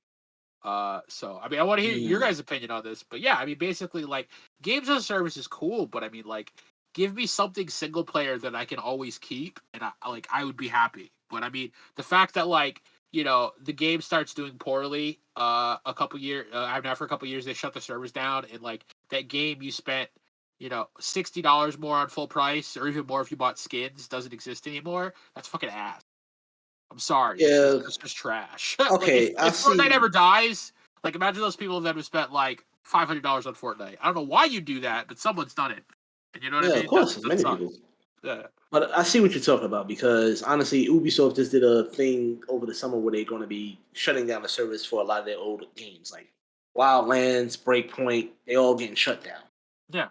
And I'm like, well, that's fucked up. They still got good online co-op play and stuff like that. So why shut them down? I don't get it. Just because your NFC failed? What's going on here? So the games as a service model, I don't like it at all, because like you said, there's a lot of great games that just aren't great as single player, but once they shut down, you can't play them no more. And it's weird because I don't understand the concept of what they're trying to do here, where they want to keep on continuously make money off of their game with subscriptions or in-game purchases for a single player game, like Assassin's Creed Origins has that. And I'm like, so you make it super hard for you to collect stuff in the game, or you give people the option to buy the stuff like Street Fighter V did when it first came out. You could unlock everything or pay the $30 and unlock everything that way. And I'm like, why give us the option? Absolutely. It's a tricky rule, and that's what I'm saying. It would be one thing if they gave us an option to keep some stuff, but the fact that all of it goes away is terrible. Well, look at Marvel 2. Marvel 2 is, in my opinion, still trapped on the PS3. Mm-hmm.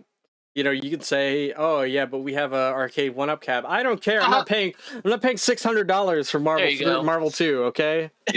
Preach. Okay? I'm not paying $600 for Marvel. For the low price. And it's some people don't even have that kind of room to put the damn cabinet at. So it's I don't. I really if you. I have a spot where it could go, but Fuck I that. don't want to. Yeah, I still have my PS3 with all Origins and Marvel 2 on it. So I'm like, yeah, I but play it there. I mean, so that's great. I mean, like Breezes, we know we have Fightcade, but I mean, look, we're looking at it from a legal standpoint. You know what I'm saying? Yeah. Like It's kind of a. Well, I still can't even figure out how to get Fightcade to work. So I'm just like, if Fightcade 2 is a little bit more complicated, but there are if you just you go to Google, and I don't mean to be sarcastic, but actually if you go to YouTube, you put in Fightcade 2 setup, there are some very easy ways to set up Fightcade 2 that may or may not auto download the game and let you play it. You can only there's an auto ROM download. So like literally if you click on a game, it'll auto download the ROM. Maybe it might, I don't know. I haven't seen it though. And the only downside with Fightcade 2 is you can only play up to 3 games at a time. So to be able to play another game, you have to like unsubscribe from one game. But if you pay for the subscription, you can kind of get more games or unlimited games, I think. And that's just only for you to fight somebody else, right? What's that? Like you just can't like fight solo. You always got to fight somebody, right? You can play through the arcade mode by yourself if you wanted to. You don't have to play against other people, but you can also turn off you can turn off to get invites, or if you turn it on, you'll get notifications saying da da da da da da, and like it'll say this person challenged you. But yeah, it has like Dreamcast games, it's got Super Nintendo games, it's really dope. It has arcade games. But yeah, anyway, games as a service, like for me, the biggest thing is like there's so many interesting games that we got on, like PS3 era, like Daytona USA, or Simpsons the arcade game, or the X-Men beat 'em up game. Marvel vs. Capcom. There's Fighting Vipers. I was literally about to say that. Yeah, Fighting Vipers is great. Really underrated game, and like they're like the arcade versions of these too. Not even just not the console versions, the arcade versions. Something that you're never gonna see anywhere else. They're stuck on games as a service. They're stuck on on the PS3. Which if you own those, if you can't delete them now. They're on there forever. If you delete them, you cannot re-download them. That's the thing. Not true. That's not true? Not true. Not true. Not true? No. I just recently brought a PS3 and I re-downloaded all the stuff that I had on my download list. As long as it's in the download list, you can still download your games. I was gonna say I had a Voltron game. I got the Voltron. I just re-downloaded it. Anymore. It is. It's in your download list. You can still re-download it. I didn't know that. Well, I got the Voltron game. Listen, let me tell you something. I will add this in. My PS3 may or may not be modded as well. So I can't. I don't know. I may not be the purist on this one, but still, yeah, man. Like for me, as someone who loves retro games, just like Beast Gamer Kuma, and a little bit of August here, even though he really doesn't play video games. I find other ways to appreciate video games. He doesn't. Some people like to watch. Why are you kink shaming me? Look, he's an enthusiast. He's a voyeur in video. Listen. Nobody's shaming you for cucking other people who play video games. Okay. Oh wow! Damn. Like, but wouldn't he be the video game cuck? Yeah, I mean that's. I don't even like. Yeah, I guess that's true. You know what? Next, did you have a point to this comment? Where was it going? I don't know. It sounded like just a roast of August. Listen, Augie, I was just trying to make you laugh, but it didn't. It went south real quick. I'm sorry, dude. I was just trying to make you laugh. That's it. I was trying to shit on you until you laughed, dude. Like, listen, August, you're the go-to laugh guy. If we need a laugh track, dude, you're the man. So I apologize. But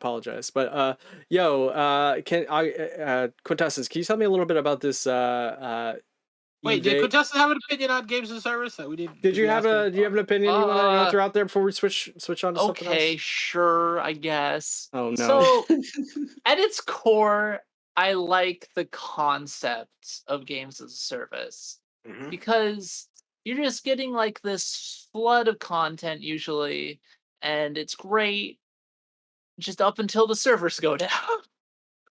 And then all that money and time you spent. Yeah, exactly. Yeah, and that's all gone.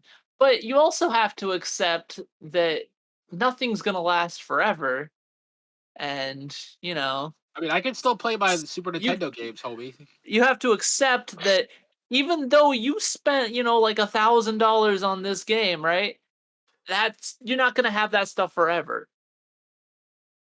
I beg to differ, sir. I think that's a big point, against buying cosmetics in game in general. If someone loves the those game aren't enough, forever. Look at Phantasy Star Online 1 and 2. People still have those servers up, and you can literally go and play that game for free now because Sega refuses to put up a server. But it's not your stuff. What do you mean? Your stuff's gone. You can still go play, Phantasy Star 2, but it's not your stuff that you got. I mean, you could re-earn it, whatever you got. Yeah. I mean, you just got to start over. That's all.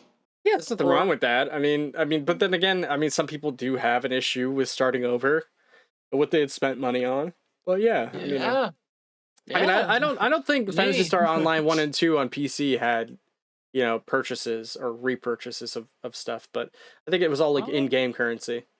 I believe. I think it was a little before World of Warcraft ruined everything. I'm just gonna say it right now, it ruined everything.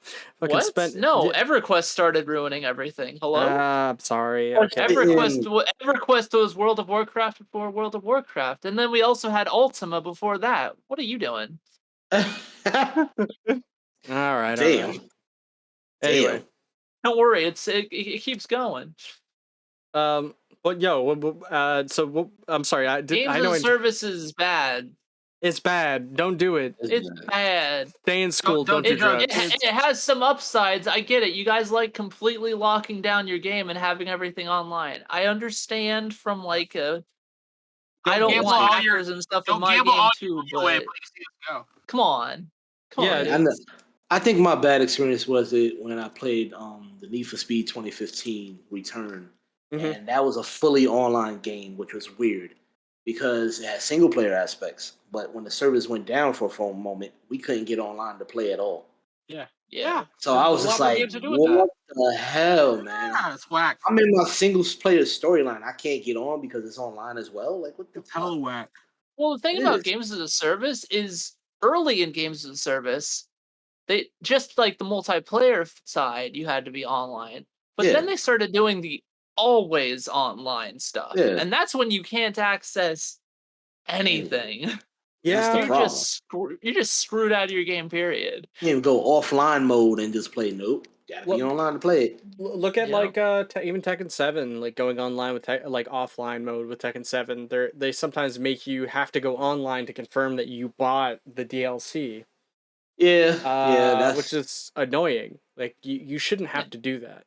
I'll think when Steam maintenance hits, you can't sync with the cloud, so it's oh hey, you could start Tekken, but you won't have any of your stuff.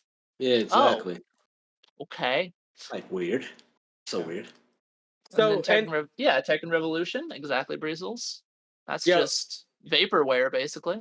Let's cover this EVGA and NVIDIA stuff, and then we're gonna close out here. Yeah. EVGA.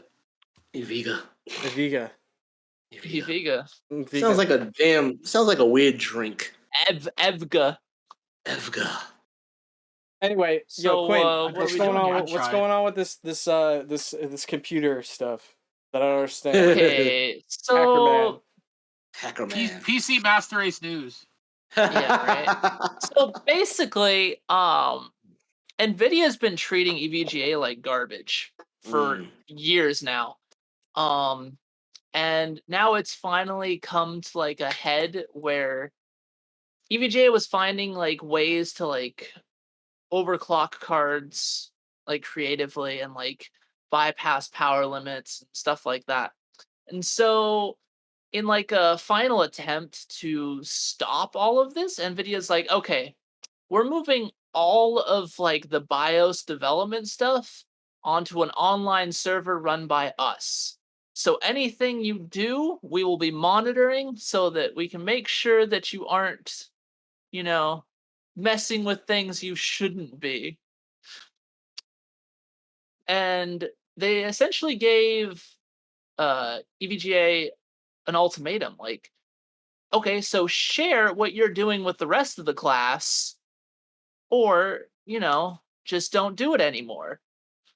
And so, like, one of the big draws for EVGA was always, like, how, like, good and solid their overclocking was, for example, because they found out ways to, like, change the power limits so that your overclocks are more stable at higher clocks. And so EVGA is like, well, okay, fuck you, basically. Jesus. And they just cut ties. So they aren't even in the graphics card industry now, because EVGA was only doing NVIDIA stuff. Like, they're just out.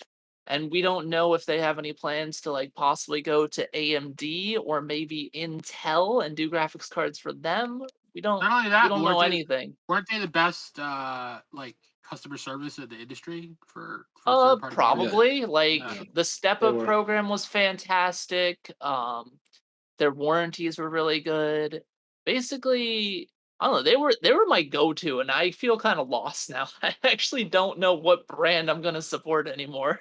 I mean, honestly, I feel like NVIDIA graphics cards get overly hyped, but that's just me. Because there's other brands out there that easily are good and for affordable prices. There's two brands right now. There's NVIDIA and AMD. Yeah, that's true. But yeah, I gotta. AMD cards are pretty good though, yes. Yeah, they are. They're very. I have one in my computer, but it's just that if they're treating people bad, like that's going to happen. So we're gonna hopefully EV. How you say their name again? EVGA. It's just EVGA. EVGA. Hopefully they'll find somebody better to treat them better as a company. Because yes, they did have great customer service. So I don't know what NVIDIA was thinking, and they're gonna shoot themselves in the foot right now. But hey, that's how these companies work. They were thinking they want to lock down their cards. Uh huh. Well, yeah. See what happens when you try to put a leash on something good. Yep. I mean, they've done it to EVGA for years, apparently. Only now they just finally had enough, and they're just like, "Screw you guys, we're out." Like, I'm going to my mom's house, so you leave me alone. Screw you guys, I'm going home. I think we need to go on a break. Good for them. I mean, a break. trial separation. We need to see other people. Like, no. We just need a little time apart. Yeah, it's not me, it's you, kind of situation. Basically. Yeah, that's basically like it for what's going on. Is NVIDIA is being garbage, and EVGA won't stand for it. NVIDIA is being garbage in a lot of different ways right now. Yeah, because I hardly ever hear anything about GeForce Now that much anymore. So I'm like, so I mean, speaking, I know, like, did you cover the NVIDIA news as well, or we were just talking about EVGA? I didn't, but so continue, sir, please. I don't have anything to comment on. Here we go. This was your news, so NVIDIA's doing some cheesy ass bullshit. All right, lay it down. Go on, come on. Like, so they have released. Well, they showed off the 4090, the 4080 16 gigabyte, the 4080 12 gigabyte, right? And so the problem is you think, okay, so imagine you're in a store, right? You're at Best Buy or whatever, for example, and you're like, okay, so you pick up the box for the 12 gig, and then you pick up the box for the 16, and you're like, wow, there's like a $300 difference here. I don't need 16 gigabytes of RAM. And so you get the 12 gig, because on the box, it doesn't have any tech specs. It doesn't, specify what's different really other than the RAM. But so in reality, you're actually losing a lot of processing power. There's a huge discrepancy. So on graphics cards, there's CUDA cores. And CUDA cores are like the basic, like rendering shit. And so you're losing, so what is it? It has like 9,000 CUDA cores or something like that on the 16. And then you only have like 7,000 plus your memory bus is equivalent to something that you'd see on like a 60 series card instead, like so like a 4060, so like much lower tiers. So you're going to be limited on your memory bus, and you're going to be limited on your actual like graphics performance, because you're probably going to be like 20% less performance even. Like it's going to be crazy, and it's not right. Like they should have to actually put all specs on the box if they're going to try to do this sneaky kind of bullshit with the customers. So to simplify what you're saying is, it's like Yeah. if you bought a $30 cocktail, but it's only this much liquid in it, but they make it seem like it's this much when they put a big ass thing of ice in it. Kinda. Yeah, I But- can see it. It's shrinkflation, baby. It's like when Doritos. Mother. It's like when Doritos like gives you less in the actual Dorito packages, but charges the same price. But that Yeah. air, but that air is expensive. However, that air has Dorito Here, dust on it. I'll do it. I'll do this. All right. So imagine you're buying the cocktail, right? Mm-hmm. And they have two cocktails. Yeah. and one says that it has like a little bit less alcohol in it, right? Yeah.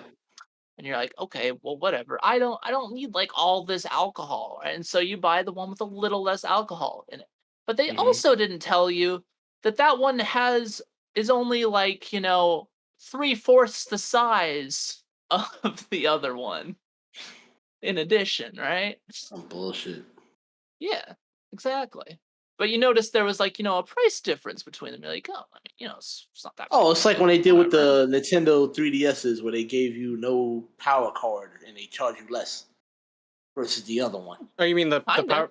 You said power cord? You're Like literally the just charge cable. So it's like it's literally just like They took the false charge cable out. advertising. Yeah, It's just but false they- advertising. Yeah, I'm like, They're trying to sell it as the only difference between this graphics card and this graphics card is 4 gigabytes of RAM. When in reality, you're missing massive graphical performance if you buy the lower RAM card, and you are going to be like memory bus gated if you buy the lower card. I don't see the tactic in that, because what's going to be when they come back to try to return it? Like, well, we can give you credit so you can get the better version, so they still make a profit. I don't see the tactic here with that, doing that. The tactic is to just take advantage of people who are uninformed, because since the box don't have any like actual specifications, because all you'll see is the 4 gigabyte RAM difference. You're like, well, 4 gigabytes of RAM isn't worth $300. I can work with 12. Yeah. Oh, I see what you're saying. They're just taking advantage of people that don't know any better. Wow, that's a lawsuit waiting to happen when you think about it, because that's a consumer marketing. No, it's not a maybe. You gotta put all the information. They should at least have to have all the information, but right now they don't. That's what they have to do. That's what's going to cause a lawsuit. They have to put all the information. There was an excellent video by J2Cents about the entire debacle, and I would recommend anyone who's like interested in the topic. Oh yeah, I'm watch interested that now. Video. Yeah, he breaks it down. Some BS though. They can't do that to people.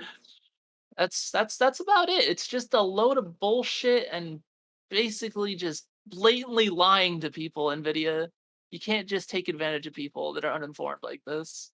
All the classics. However, this has created a fantastic launching point for the AMD cards, because they just can't fuck it up this hard, right? Like, if they have a decent release, they already are set to succeed just because of how hard NVIDIA's just fucked themselves. I love how it's like it's always the company that thinks they're doing the best that manages to fuck it up as hard as possible. Yeah, it's Xbox, like the Xbox 360 into PS4 era. You know what I mean? Like Xbox is like, we have a console for you. Like we're talking about the Xbox One. He's like, yo, we have a console for you that if you don't want to go online, it's called the 360. And everyone's like, fine, I just won't buy the one. And something that came out recently, just like a day ago or so, is so we learned that there's cycles on the adapter to like plug into the card, because it has like an adapter and then it has like 4 prongs, so you have to like hook your power supply into that and all that. Yeah. Well, the issue is it only lasts for 30 plugins and plug outs, right? Yep. And also, they discourage you from bending the cable at all. So, like cable management, normal cable management. Sometimes I'll have my graphics card cable literally like going like this, right? Yeah. They discourage that, and then we found out why. Because some people on their test benches, or I mean, on like their test cables and stuff like that, the cables were literally melting. So these cables aren't the most like robust thing. And they found out that if your power supply is older, it won't have any way to like properly tell how much power to actually send, since it's just like one adapter into like 4 extra prongs. And so sometimes it might just give it literally just the full juice, melt the cables, and possibly just fuck up your card. Jesus.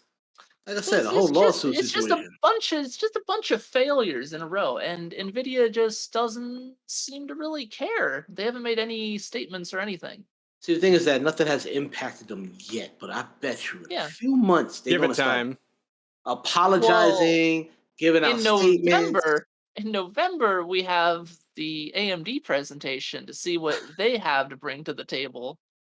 So like I said before, they're literally just set up to succeed. Like, as long as their cards are a decent price, because NVIDIA is also gouging people on prices. The new generation's prices are basically scalper prices already, which is hilarious. They're like, oh, people will pay that much? Well, obviously we need to charge that much. So the 30 series was like the last actual like customer-friendly pricing that we'll probably ever see from NVIDIA, which feels really bad.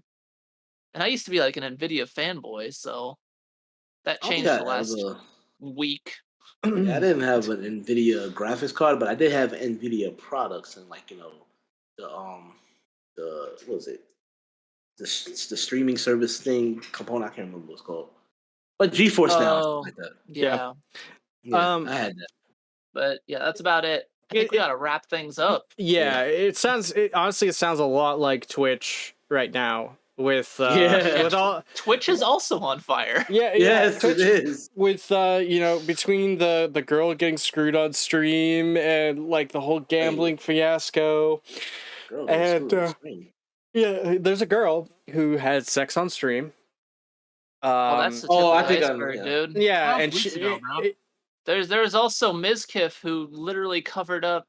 That doesn't mean assault. That doesn't mean because it was a couple of weeks ago doesn't mean that it's like not relevant. I mean, it's relevant. It's just all compounding together into like this fantastic shit show. Let me finish my damn sentence. But like the girl getting screwed on stream, like the whole Mizkif thing, like being canceled, the whole like XQC gambling, like all of that. Like the girl who got screwed on stream only got suspended 7 days. Yeah. 7 days. That's a lifetime ban, dude. That should be a lifetime ban. Like they should, yeah. People have been lifetime banned for way less. Yeah, way less. Listen, she didn't know she wasn't supposed to take dick on stream. Where's that written? That is true. It may not be in the rule book. That might have been a slight oversight on there for it. Terms of service is actually in there. The TOS situation. Yeah, but like you could only see him through the window to the wall. I mean, come on. Till the sweat drops down and fall. Like those are literally in the rules. But with that, contestants, where can people find you? Streaming a lot of Tekken fighting game stuff and variety over at twitch.tv/quintessencehd. I tend to stream Tuesday through Friday. Right. Yo, Kuma, where can people find you, man? True. The name alone, you can find me everywhere. BeastGamerKuma.com is my main website. You can find all things news, previews. And right now we're doing a giveaway for God of War Ragnarok. So get on that. I stream Mondays, Thursdays, and Fridays. Awesome, man. We'll definitely have to have you come back on. I appreciate you coming on and talking with us about things. Awesome. You've been great. Thank you. Yo, August, where can people find you? Same back time, same back channel, right here on the Backlog Podcast. All right, man. Yo, nowhere else. nowhere else. Oh, man, you didn't have to. You didn't have to. You didn't have to. Yeah, you can find the backlog. We're on Instagram, Twitter, YouTube. We're on Twitch. We are on TikTok. You can find the Backlog podcast anywhere you get podcasts. So that's wherever, Spotify, Apple Podcasts. We're literally everywhere right now. So yeah, go ahead, give us a follow if you enjoyed the podcast. Why not give us 5 stars if you can, and if you enjoyed the stream, why not give us a follow or even a Twitch Prime, like Lassie Boy. It really costs you nothing, and hey man, we definitely appreciate you. But with that, this has been the Backlog Podcast number 33. We'll see you soon, guys. Peace out. Take care. Bye. Peace.